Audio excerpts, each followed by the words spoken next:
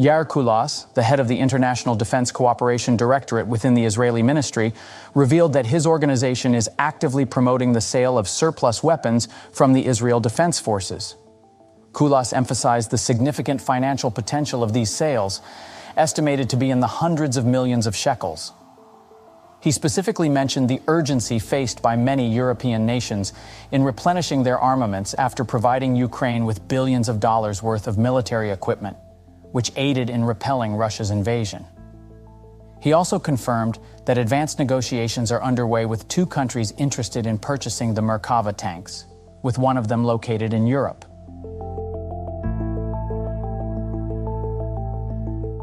While the specific parties involved in the discussions with the Israeli Ministry of Defense have not been officially disclosed, there have been previous beliefs suggesting the interest of Colombia and Turkey in purchasing Israeli tanks. However, experts in the military field find it increasingly unlikely that Turkey would pursue the acquisition of a used Israeli tank.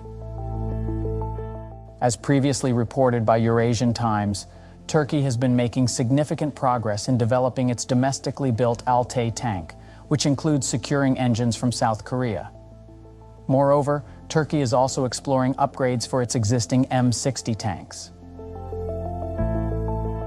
These advancements and initiatives indicate that Turkey may prioritize its own tank development and enhancement projects, diminishing the likelihood of purchasing used Israeli tanks. On the other hand, the discussion among Ukrainian telegram channels and mass media, as well as military expert Andriy Kramarov, suggests that Poland and/or Ukraine could potentially be the undisclosed European client interested in acquiring the Israeli tanks. Despite the debate, since the information has been leaked, there are speculations suggesting that these second-hand tanks might eventually find their way to Ukraine. These speculations gain traction due to Ukraine's appeals for additional tanks from NATO nations. In a recent media interaction, Andriy Melnik, the Deputy Foreign Minister of Ukraine, stressed the urgent need for Western battle tanks, infantry fighting vehicles, and other armored vehicles for the Ukrainian army. Responding to this call, NATO allies Denmark and the Netherlands have already taken action by funding 14 Leopard 2 battle tanks from Western partners, amounting to a significant sum in the hundreds of millions of euros. Previously, other NATO member countries have made commitments to provide tanks to Ukraine as well. The US has pledged to send 31 Abrams tanks, Spain has committed to sending 6 Leopard 2 tanks, Germany will contribute 14 tanks, and the UK will provide 14 Challenger 2 tanks. For these reasons, reports of Israel selling its Markava tanks to a European country have also sparked rumors that a third party may be involved in acquiring the tanks with the explicit intention of subsequently transferring them to Ukraine. The Markava tanks have been the Israeli Defense Forces' primary battle tanks since the 1980s. In recent times, the Armored Corps has been replacing most of its Markava Mark III tanks with the more advanced Mark IV models. The resulting design of the Markava tank remains unparalleled among other main battle tanks. It stands out due to its unique configuration, with the turret positioned towards the rear and the engine located at the front of the hull, offering improved protection against enemy fire by concealing the engine compartment. The turret, although large, possesses a low, thin, and triangular shape with a completely flat front surface. While the rearward placement of the turret is more commonly seen in self-propelled guns rather than main battle tanks, this arrangement is carefully considered to enhance the defense of the frontal combat compartment and prioritize the safety of the tank crew. Another distinctive characteristic is the presence of a rear two-hatch door, facilitating rapid crew evacuation and allowing infantry-style entry, which proved particularly advantageous during combat operations in Lebanon. Additionally, the interior of the Markava tank features a remarkably spacious compartment, accommodating multiple infantrymen and their equipment.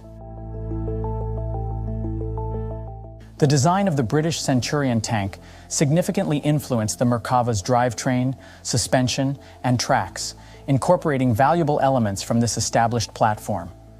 Therefore, the Markava is notable for having a great mobility on soft terrain and power-to-weight ratio due to its diesel engine.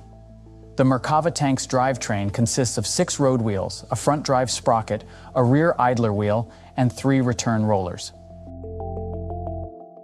Starting in 1983, the Israeli Defense Forces began receiving upgraded Mk2 models of the Markava tank. These improved vehicles feature upgraded powertrain and armor components, among other modifications. Notably, the crew gained the capability to fire the 60mm mortar from inside the turret even when the tank is fully closed, thanks to a change in the new design.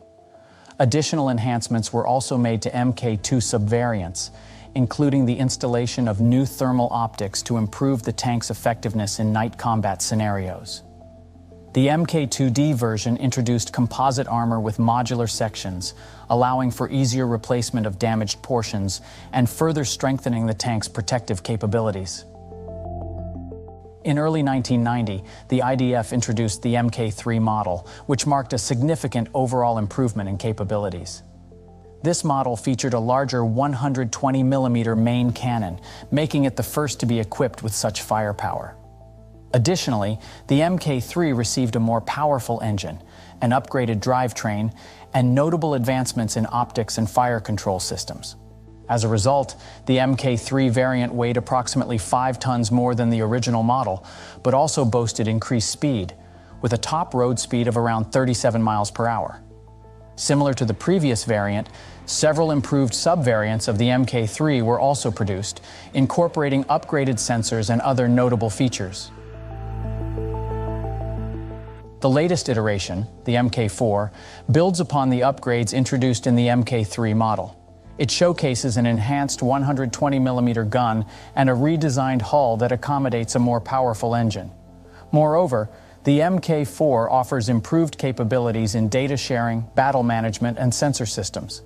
In 2009, the Israeli Defense Forces introduced the Trophy Active Protection System on Mk4 models. This system provides an additional layer of defense against anti-tank guided missiles and other infantry anti-armor weaponry. Various specialized Markava variants have been developed and deployed, including the OFEC command vehicle and the Namer, which is a heavily armored personnel carrier without a turret. According to a report in the Times of Israel, the expected tanks to be included in the prospective sales are the Markava Mark II, along with some Mark III tanks, with a potential export of both variants is 200 units and retrieved from the Israeli storage. That's all for today. Thanks for watching.